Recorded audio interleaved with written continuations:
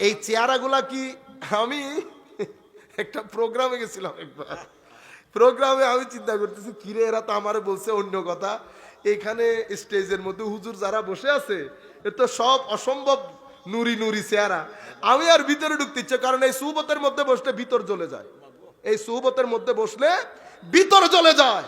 হযরতে ইয়াহইয়া বিন মুআজ বলেছেন, বেটা তিন ধরনের মানুষের সুহবতে কখনো বসবি না। একজন হচ্ছেন জাহেল সুফি মানে বন্ডপীর, আরেকজন হচ্ছে দুনিয়া লোভী মৌলভী, যেই ব্যক্তি দুনিয়ার জন্য দিন বিক্রি করে দিয়েছে, শানের সালতে বিয়াদবি করেছে এবং আমার নবীর ইশক মহব্বতের মধ্যে বিয়াদবি করেছে। বড় বড় মানুষকে খুশি করতে গিয়ে, একটা দেশকে খুশি করতে গিয়ে ইয়াবি উদিনাহু বিআরাদিম মিনাদ দুনিয়া, সামান্য 2 টাকার জন্য দিন বিক্রি করে দিয়েছে, সেই ধরনের মৌলভীর সাথে বসতে নিষেধ করেছে। এখন আমি এক কদম সামনে আসি তো 2 কদম পিছনে যাই, তো আমি জিজ্ঞেস করছি বাইরে কোথায় দাওয়াত করছেন? হুজুর এখানে একটু মিক্স। আল্লাহ দূর বেটা, মিক্স এটা মিক্স নি, এখানে তো সবই এক ধরনের, তো মিক্স কোনটা? তো কোনার মধ্যে হুজুর বসা। আল্লাহ ভাই এটা ঠিক আছে, কোনার মধ্যে শুধু একজন, এটা আজীব বিষয়। আমি মাঝে মধ্যে চিন্তা করি আল্লাহ এই কাজ কেন করলেন? লাখ গুনাহ করেন, চেহারা কখনো কালো হবে না। ইশকে রাসূল শানের সালতে বিন্দু পরিমাণ বিয়াদবি করবেন, চেহারা বিকৃত হয়ে যাবে, গ্যারান্টির সাথে বলছি চেহারা বিকৃত হবে।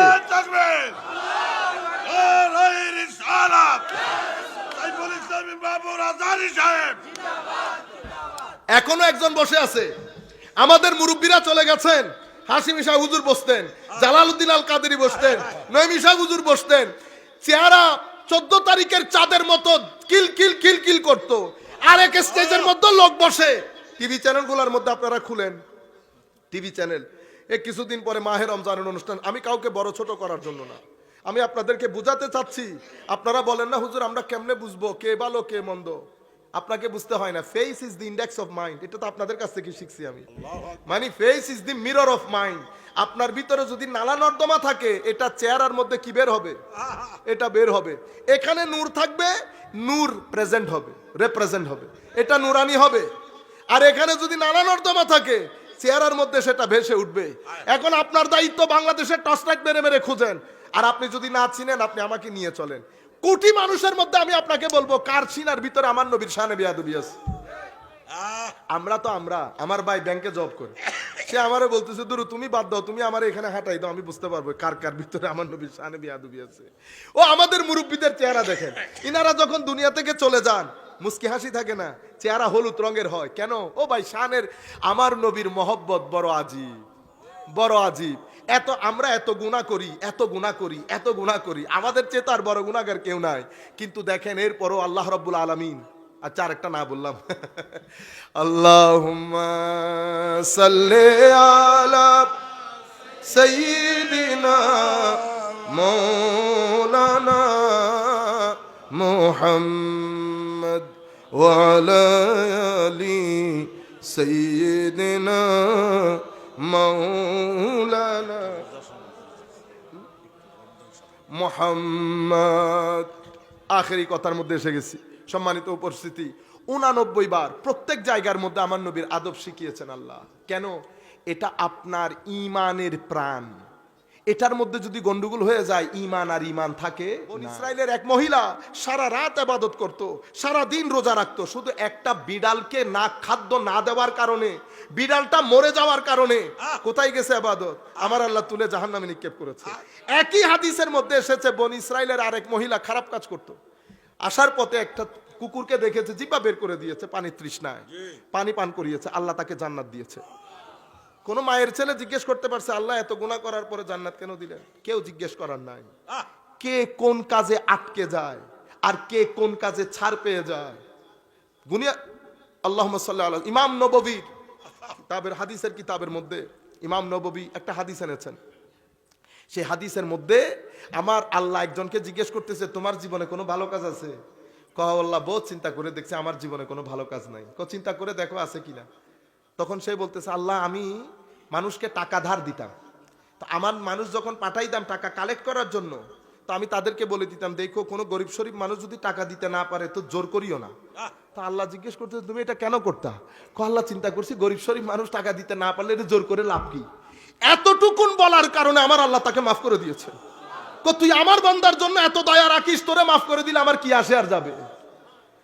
বনি ইসরাইলের আরেক ব্যক্তি সন্তানদেরকে বলেছে, আমি মারা গেলে তোরা আমাকে পুরে আমার ছাইগুলা সমুদ্রে নিক্ষেপ করবি।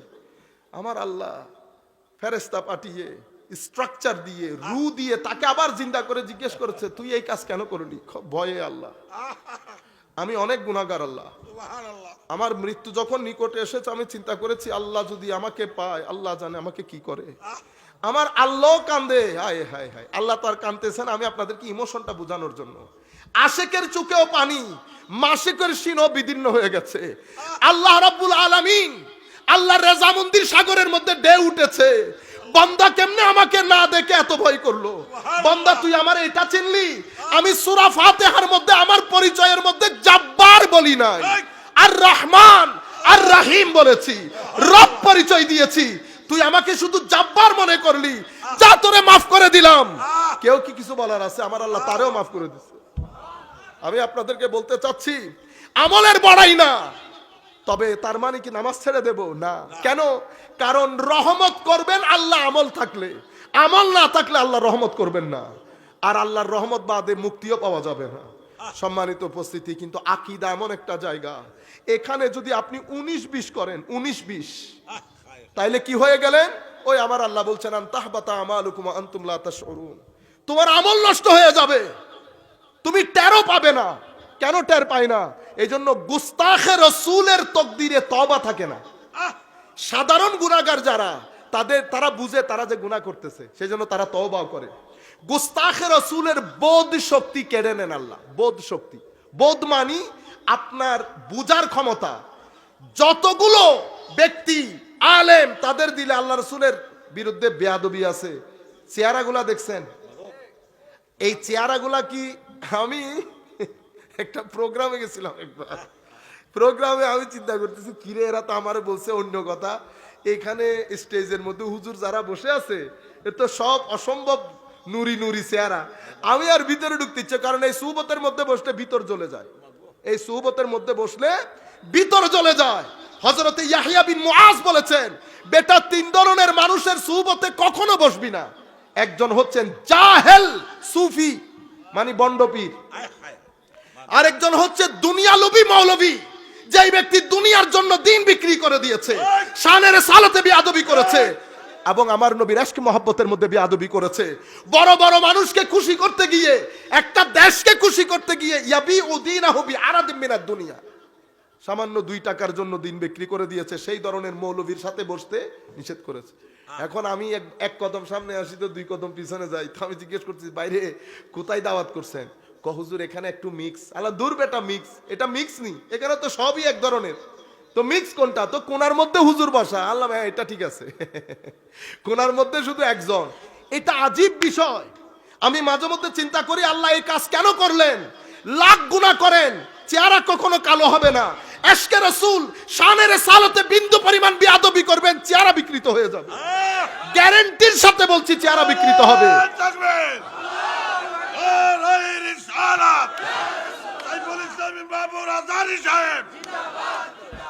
এখনো একজন বসে আছে, আমাদের মুরব্বীরা চলে গেছেন। হাশিম শাহ হুজুর বসতেন, জালালউদ্দিন আল কাদেরী বসতেন, নঈমী শাহ হুজুর বসতেন। চেহারা 14 তারিখের চাঁদের মতো কিল কিল কিল কিল করতো। আর এক স্টেজের মধ্যে লোক বসে। টিভি চ্যানেলগুলোর মধ্যে আপনারা খুলেন, টিভি চ্যানেল, কিছুদিন পরে মাহে রমজানের অনুষ্ঠান। আমি কাউকে বড় ছোট করার জন্য না, আমি আপনাদেরকে বুঝাতে চাচ্ছি। আপনারা বলেন না হুজুর আমরা কেমনে বুঝবো কে ভালো কে মন্দ? আপনাকে বুঝতে হয় না। Face is the index of mind, এটা তো আপনাদের কাছ থেকে শিখছি আমি। মানে face is the mirror of mind. আপনার ভিতরে যদি নালা নর্দমা থাকে, এটা চেহারার মধ্যে কি বের হবে? এটা বের হবে। এখানে নূর থাকবে, নূর প্রেজেন্ট হবে, রিপ্রেজেন্ট হবে, এটা নুরানি হবে। আর এখানে যদি নালা নর্দমা থাকে, চেহারার মধ্যে সেটা ভেসে উঠবে। এখন আপনার দায়িত্ব বাংলাদেশের টর্চ লাইট মেরে মেরে খুঁজেন। আর আপনি যদি না চিনেন, আপনি আমাকে নিয়ে চলেন। কোটি মানুষের মধ্যে আমি আপনাকে বলবো কার সিনার ভিতরে আমার নবীর শানে বেয়াদবি আছে। আমরা তো আমার ভাই ব্যাংকে জব করে, সে আমারে বলতেছে দুরু তুমি বাদ দাও, তুমি আমার এখানে হাঁটাই দাও, আমি বুঝতে পারবো কার কার ভিতরে আমার নবীর শানে বেয়াদবি আছে। ও আমাদের মুরব্বীদের চেহারা দেখেন, ইনারা যখন দুনিয়া থেকে চলে যান, মুস্কি হাসি থাকে না, চেহারা হলুদ রঙের হয় কেন? ও ভাই শানের আমার নবীর মহব্বত বড় আজীব, বড় আজীব। আমরা এত গুনাহ করি, এত গুনাহ করি, এত গুনাহ করি, আমাদের চেয়ে তার বড় গুনাহগার কেউ নাই। কিন্তু দেখেন এরপরও আল্লাহ রাব্বুল আলামিন, আচ্ছা আরেকটা না বললাম, আল্লাহুম্মা সাল্লি আলা সাইয়্যিদিনা মাওলানা মুহাম্মদ ওয়া আলা আলি সাইয়্যিদিনা মাওলানা মুহাম্মদ। আখেরি কথার মধ্যে এসে গেছি। সম্মানিত উপস্থিতি, 89 বার প্রত্যেক জায়গার মধ্যে আমার নবীর আদব শিখিয়েছেন আল্লাহ। কেন? এটা আপনার ঈমানের প্রাণ। এটার মধ্যে যদি গন্ডগোল হয়ে যায়, ঈমান আর ঈমান থাকে না। পবিত্র কোরআনের মধ্যে সূরাতুল কাফিরুন একটা সূরা আছে না? এটাকে অনেক বড় সূরা না, কয়েকটা আয়াত না, ছোট সূরার মধ্যে অন্যতম সূরা। কোরআনের মধ্যে সূরা মুনাফিকুন আছে না? ছোট না বড়? এক মুনাফিকুন কাফিরুনের মতো সূরা 10টারই গিলে খেয়ে ফেলতে পারবে না। কেন করেছেন? আমার আল্লাহ সূরা কাফিরুনের মধ্যে ওই আপনারা মাছকে রান্না করার সময় ডানে বামে দিয়ে ভালো করে করেন না, সূরা মুনাফিকুনের মধ্যে আল্লাহ মুনাফিকদেরকে ডানে বামে উত্তরে দক্ষিণে আমাদেরকে বোঝানোর জন্য এরা মুনাফিক। শেষ পর্যন্ত আপনি যদি সামারাইজ করেন মুনাফিক কারা, যার ভিতরে নবীর ব্যাপারে বেয়াদবি আছে সে মুনাফিক। তাহলে ইয়া আইয়ুহাল্লাযীনা আমানু ইস্তাজিবু লিল্লাহ, আপনি নামাজে আমার নবী ডেকেছেন, আপনি নামাজে সাড়া দেবেন। আমার আল্লাহ কি বলেছে জানেন? আমার আল্লাহ বলেছে যদি নামাজে তুমি সাড়া দাও নবীর ডাকে, লিমা ইউহয়িকুম, এটা তোমাদের ঈমানের মধ্যে জিন্দেগি দান করবে। তোমাদের মুর্দা ঈমান জিন্দা হবে যদি নামাজের মধ্যে আমার নবীর ডাকে সাড়া দাও। এটার আদলে একটা হাদিস বলি, আমাদের বক্তব্য শেষ। আমার নবী সাল্লাল্লাহু আলাইহি ওয়াসাল্লাম জুহাইনা গোত্রের একটা বিচার সালিশ করতে গেছেন আর কি। আপনাদের এখানেও বাড়ি আছে না?